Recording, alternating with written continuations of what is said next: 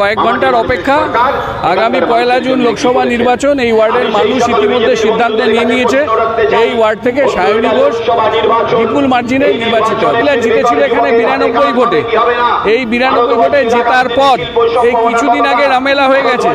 এখানকার মানুষ দেখেছে ওই রেড ভলেন্টিয়ার্সদের খুঁজে পায়নি, বিজেপির ভলেন্টিয়ার্সদের খুঁজে পায়নি, রাস্তায় ছিল তৃণমূল কংগ্রেস। সুতরাং এইখানে নির্বাচনে এবার তৃণমূল কংগ্রেস প্রার্থী সায়নী ঘোষ জয়যুক্ত। অনেক কথা বলছে, প্রধানমন্ত্রী বলছে আমি দিনে 2টো করে কলেজ করে দেবো। প্রধানমন্ত্রী বলছে যে জগন্নাথ দেবের দর্শন করতে আমরা পুরীতে যাই, বলছে জগন্নাথ দেব ওনার ভক্ত। এখন এটা একটা ক্লাউনে পরিণত হয়েছে। He is nothing but a clown in front of the total mass of India. লোকে ভাবতেই পারে, কিন্তু বর্তমান পরিস্থিতিতে কি বলছে? বলছে দিনে 2টো করে কলেজ করে। ভাবতে পারে কত বড় মিথ্যাবাদী।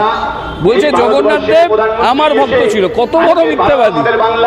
আমার তো মনে হয় ভারতবর্ষের ইতিহাসে এই প্রথম একজন মিথ্যাবাদী প্রধানমন্ত্রী ভারতবর্ষের মানুষের কাছে শুধু মিথ্যাচারিতা। যেমন সিপিএম 34 বছর গোয়েবেলসিও কায়দায় ছিল, এই প্রধানমন্ত্রীও ঠিক একই পদ্ধতিতে ক্ষমতায় টিকে থাকার চেষ্টা করছে, কিন্তু ভুল করছে। এটা বাংলা, এটা স্বামী বিবেকানন্দের বাংলা।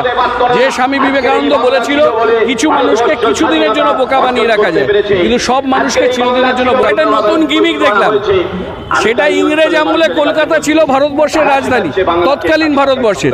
মোদি এখন নিজে এখানে দাঁড়িয়ে বলছে বাংলার মানুষের সমর্থন পাওয়ার জন্য বলছে কলকাতাকে আবার রাজধানী করবে। মানুষ এই বুজরুকি নেবে না।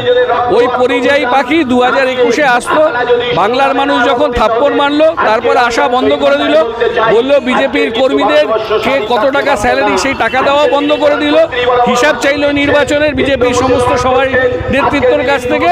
সুতরাং এই দলটা হচ্ছে একটা ভারের দল, সার্কাসের কিছু জোকারের দল। সেই দলটা চলছে, এই দলটা আর ক্ষমতায় আসবে না।